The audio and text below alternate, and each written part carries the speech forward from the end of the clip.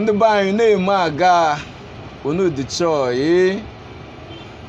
ndị na-azụ ashwa unu na-ashwa ndị na-arụ ọrụ unu na ọrụ eji m n'aka nne ihe onye a na-eme nọ na-aga ya mana mbọsị nta na ana m asụ te nwoke te nwaanyị nke na-eme bụ ihe ọma n'ije nweta ihe ọma in return n'aha Chukwu okike abịama ise oji adị na ọhalilọyi na mbọsị nkwọ na eke na orie na ahọ n'aha Chukwu okike abịama ise onye na-eme ihe ọ na-eme je nweta progress je nweta agamniru n'aha Chukwu okike abịama ise ọja adịnụgo oyi na mbọsị niile nke ndụ gị je ruo n'isi njedebe nke ndụ gị ise ise ise abịakwama m ọzọ na ihe mmemme Nsukka Gist TV ma ihe m jiri je abịa na mbọsị nta bụ na o nwere nwantịnụ na-agbaka m obu na-ewe m iwe na-afụ m enye ụfụ ma ya bụ ihe na-abawanye n'agbanyeghị na ndị nwe obodo na-atakụlụ ya bụ ihe ma mara ma ọ ji akwụsị ma ya bụ ihe ekweghị ji akwụsị o nwere ihe ndị Igbo na-ekwu si na-ewu ji na n'ala ji na n'akpụkpọ ya ya bụ ihe bụ ọgwụ ike nke batara n'obodo nke a na-eke mkpụrụ mmiri ya bụ mkpụrụ mmiri na-ana m gwa gị bụ na-ege m ntị nwa ọcha n'uche mere maka mkpụrụ mmiri maọbụ na-anụ ya for the first time na-abịara m nke ọma n'unune mkpụrụ mmiri bịara for destruction. Mkpụrụ mmiri bụ a substance manufactured by the enemy of the people to destroy the people. Gị bụ onye nọkata chiketa uche si na ya chọrọ m ya ha ya jeje adalaga na ya bụ ọnya ekwere agbara na-eche gị idalaga si na omeaja aṅụma ya bụ mkpụrụ mmiri to hide yourself so that na onye na-afụ gị ma ọ mara na ibe hard guy. Ntana ma gwa gị sị gị wofe eke enwe n'ofe n'ọjọka eke enwe adịghị oyi ọ bụ ya na chi n'ofe. Ya bụ mkpụrụ mmiri bịara for destruction. Ma this destruction ọ bịara for bụ to destroy onye na-ese onye na-aṅụ ya. In fact, o nwere any form of hard drug doye because na hard drug bụ something ije take the thing will format your brain. It will format your system. Ime gị ọzọ na-eme until mgbe mere expire na your system before na ịbịa nweta onwe gị. Let's assume na isimere ya bụ hard drug. O pushie gị sị gị ji agbagbo mmadụ ma o pushie gị te sef sị gị ji akwụ ụdọ. Iji akwụ ụdọ ịnwụ.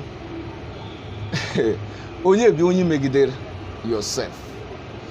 Afọ ma m several videos ndị n'uburu ya bụ mkpụrụ mmiri je ga na rahụ na egota ga na eme ka onye ra ụfọdụ ga na akwa ka ụmụntakịrị ọkwa like able-bodied boys men ọ bụ ifuma like this ịmara na on a good day na ha nwere ihere n'anya ma as soon as ịṅụmara ya bụ mkpụrụ mmiri ibi ga na-eme tie ọ bụ ya bụ ihe bụ onye nwere uche nwere plan for future chọrọ ịbụ mmadụ echi na enwe n'echi je nechere anya ihe mere onye ọzọ o je were onwe echi na ya chọrọ ma ya ṅụmalaka mkpụrụ mmiri ma ya mara ka ọ na-ada. Anything called hard drug adịghị for human consumption. Mana ụfọdụ n'ime ụmụ ego ala anyị ewere kpọrọ eke ọrụ ga addicted to it. Ọ ga na-destroy ihe. Te mkpụrụ mmiri o to ụmụnne ndị ọzọ o nweghị nnefu doye maka onye nwere plan to be somebody in future to consume. Now, inenya ichere na ọ bụ Mkpuru Mmiri be people like Peace Mass Transit nrere n'ikpo ga-bụ Peace Mass Transit. Ichere na ọ bụ Mkpuru Mmiri bụ Ifeanyi Lawrence Nwugwu anyị bụ nwa Eho Nsụka na-achị Enugu State nta as governor of Enugu State nrere n'ikpo ga-bụ governor of Enugu State today. Wouldn't you like to be like these people? Ichere na ọ bụ Mkpuru Mmiri bụ Ifes na-achị nrere bụrụ Ifes na-achị. Ichere na ọ bụ Mkpuru Mmiri bụ ndị ama ama n'obodo nta siri maọbụ nrere mechere at the end ga-abụ ihe bụ today. Say no to Mkpuru Mmiri.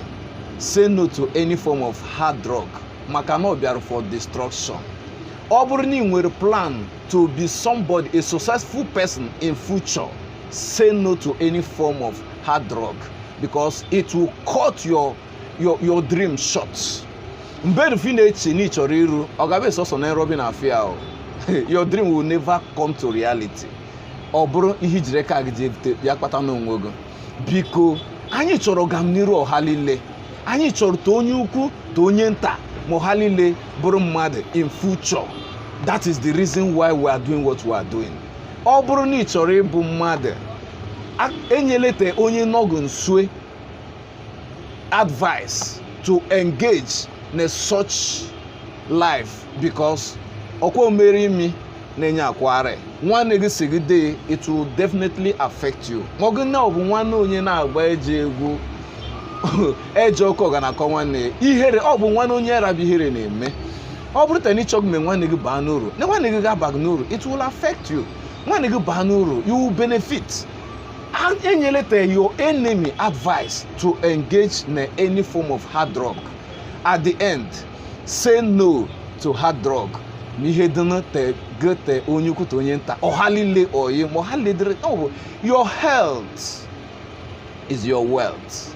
Ọ bụ onye aishi siri ike na plan maka ọganiru onwe na kamniru ọha obodo. Ọgwụgwọ ha m n'olu na mbosi nta. At the end, the summary of what I'm saying, say no to Mkpuru Mmiri. Nsukka Gist TV. Ona bụ nke anyị. Nọdere no, deje no. Na ọ ga-abụ mbọsị ọzọ.